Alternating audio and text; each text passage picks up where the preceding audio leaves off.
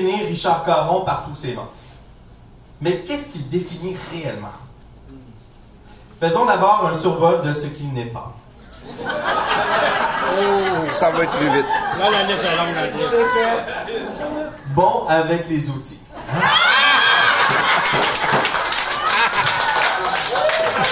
On va te dire, Richard, c'est pas le genre de personne qui va cogner à ta porte le samedi matin à 8h avec son coffre à outils pour te demander si t'as un ventilateur à poser, un cabanon à bâtir ou une toiture à refaire. Hein? Ah, si tu lui demandes, il va le faire. Mais il va te donner une leçon de catéchisme en passant tout le champ lexical de la Bible. Richard Caron est certainement pas l'homme le plus manuel que la Terre ait porté.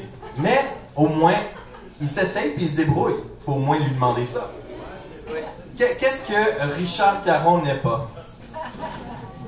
Un cuistot. Bon, là, je vous vois, là, lever les sourcils, écarquiller les yeux. Oui, son risotto est fabuleux. Tellement fabuleux qu'on devrait l'appeler le Rixotto. Puis si Michel Ravagliati lui avait demandé des droits d'auteur à chaque fois que Richard avait fait sa recette, ben, il serait probablement un millionnaire. Non, j'ai vraiment rien à redire sur le risotto. Je l'aime beaucoup personnellement, même s'il y a un petit peu trop de champignons à mon goût, mais ça va bien. Ah, puis Rick est un as du barbecue. La légende voudrait que quand il était jeune, on le retrouvait toujours endormi avec une brosse à barbecue dans les bras au lieu d'un teddy bear. Mais Richard, c'est pas un cuistot. Quand il fait la cuisine, c'est pas lui qui est en feu, c'est le four. Encore une fois, il se débrouille. Non, Richard, c'est pas quelqu'un qui refuse d'essayer. Il est audacieux. Oui, oui. Quand André et moi, on était jeunes, puis qu'on a instauré le Ricky Friday, il n'a jamais eu peur de composer le numéro de téléphone d'une pizzeria qu'il connaissait pas. Mais avec les années, il a pris goût à concocter des bons petits mets, surtout lorsqu'il reçoit. Il en émane une fierté. C'est beau à voir. Pas comme notre transit intestinal pour les 5 prochaines heures. Mais une chance qu'il y a les crudités de sa blonde qui viennent sauver la donne. Sans farce, Richard, c'est un passionné. Mais pas passionné de chasse et pêche, par contre. Malgré qu'il aime la nature, je me souviens pas d'avoir passé des week-ends sur une chaloupe en plein milieu d'un lac comme les autres garçons de mon âge. Mais en même temps, c'est pas le genre de personne qui aime faire souffrir les autres êtres vivants. Non, Richard, s'il attrape un poisson, ça serait plus pour lui conter une blague puis le laisser aller. Puis la chasse, la dernière fois qu'on lui en a parlé, il a répondu par une question. Pourquoi est-ce que les chasseurs vont aux toilettes avec leurs fusils? Pour tirer la chasse, je te dis que ça te coupe une envie d'y aller sur un temps. Non, mais quand je dis que Richard, c'est vraiment quelqu'un de passionné, c'est vrai. J'ai jamais vu quelqu'un qui se laissait autant emporter par ses passions. Puis c'est varié. Les Beatles, les ponts couverts, les frères Marx, le blues, le jazz, la musique classique, le hockey, les chansons de Noël, puis j'en passe. Puis la beauté de la chose, c'est que ça vient avec des collections. Il collectionne les choses. Beaucoup de choses. D'ailleurs, à ce sujet-là, je sais pas si tu t'en souviens, la fois où on est allé au Salon du Livre pour faire dédicacer le livre de Pierre-Yves McSween. Puis le titre du livre, ça s'appelle « En as-tu vraiment besoin? »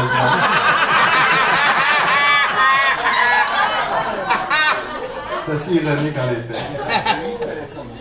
Une collection de J'ai livres. pas lu en plus. Mais c'est une bonne chose d'être passionné dans la vie.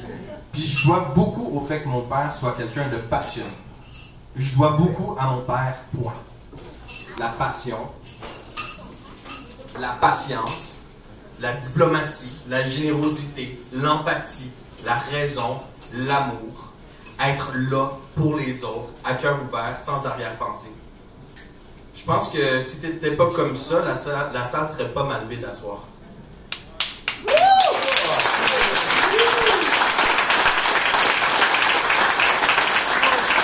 60 ans de de relation d'amour et d'amitié. Hey, 60 ans.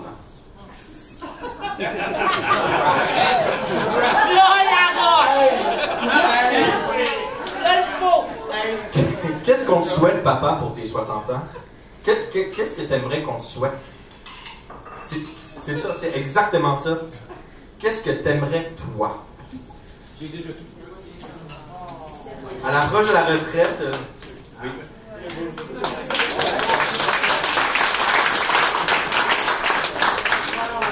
À l'approche de la retraite, je pense que tu es rendu à un moment dans ta vie où tu dois commencer à penser à toi.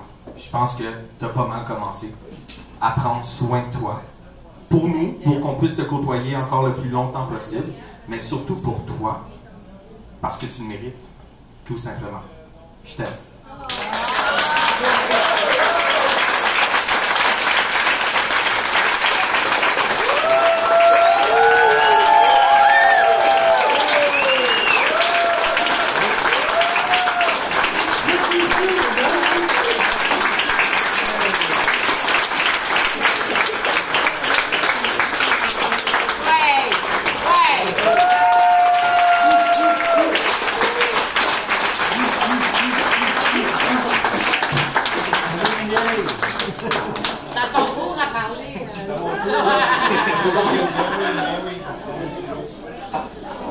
Ça y est, on est dans le trou. Un, deux. Test one, two. Check, check, check. Je sais pas si ça va vous surprendre, mais j'ai rien préparé. Ah, bizarre! Tu dois avoir quelque chose dans ta collection. C'est une vague d'amour, c'est une vague de... Je sais pas.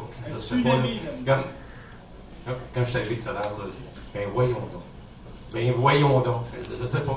Je suis encore sur le ben voyons donc.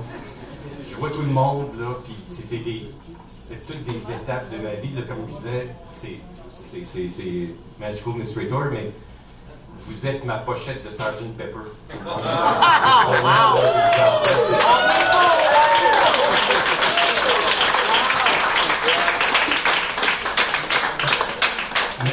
Merci d'être là pour moi.